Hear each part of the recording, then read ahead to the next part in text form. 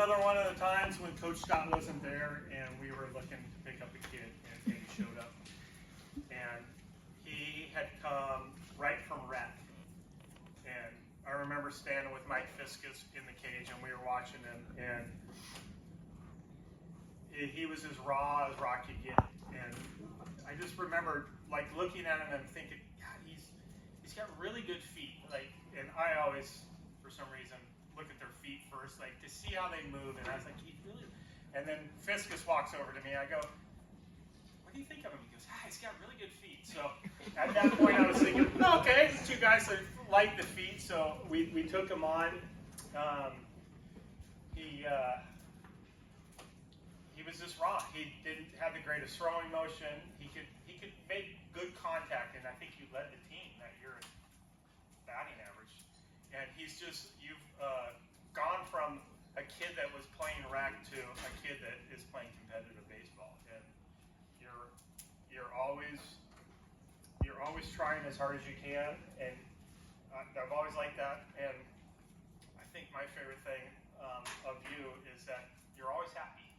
You're always smiling, and you know, like Scott said, a lot of times, you know, we come from work and you know we're busy, and we come to work with these kids, and it's busy and slammers. But Eddie always made me smile because he was always happy, no matter what I'd ask him. He was always like, "Yes, coach," and just this huge smile. It always made me feel good, and I appreciate that from him. So, like he said, Eddie's always here, always smiling, always ready to work, and that's super important in life, is to have a good attitude when you go into anything in life, and that's really important. So continue to do that, continue to be smiling when you show up, be ready to work. That's just a great quality to have, and it's a great quality that you have. One of my favorite memories of you was actually this weekend when you went up, they hit that little pop fly in the air, and I'm thinking, who's going to catch that? Is anybody going to catch that? I didn't know if you were You ready. didn't know because you were looking at us. You didn't know if you were going to catch it either, and then I just see you laying out, diving, full extension. It goes into your glove, and I literally could not believe it. I was like, wow, he really just caught that. So that was a great memory. Yes. Eduardo. So if there's one kid that reminds me of me, it's Eddie.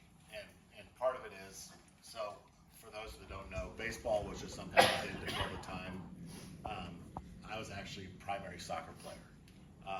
And Eddie is a soccer player as well. And so when he said he played soccer, I'm like, okay, well, he's got to be a great athlete. He plays soccer.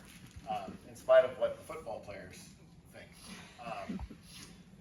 So I've kind of always had this, like, you know, okay, Eddie, and then he's a catcher, and it's like, okay, well, I was a catcher, and but you know, seeing what he's done from when we first got him, he was this diamond in the rough, and baseball IQ and talent-wise.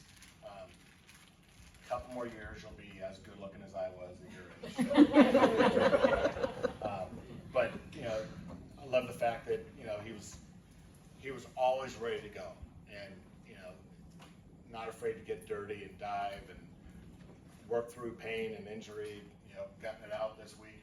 You know, Eddie was also, you know, kind of like me, was the greatest pitcher on this team through, you know, 90, 95. He had to dial it back. So we had him throw right-handed to make it competitive with the boys. Otherwise, he pitched left-handed. But no, I've really enjoyed the time and getting to know Tommy and your mom and dad. We've got a published author in the house now with Greta. She took the how to be a really good baseball parent to the extreme and wrote a book about it, so thank you. Hopefully it gives me a few less gray hairs going forward.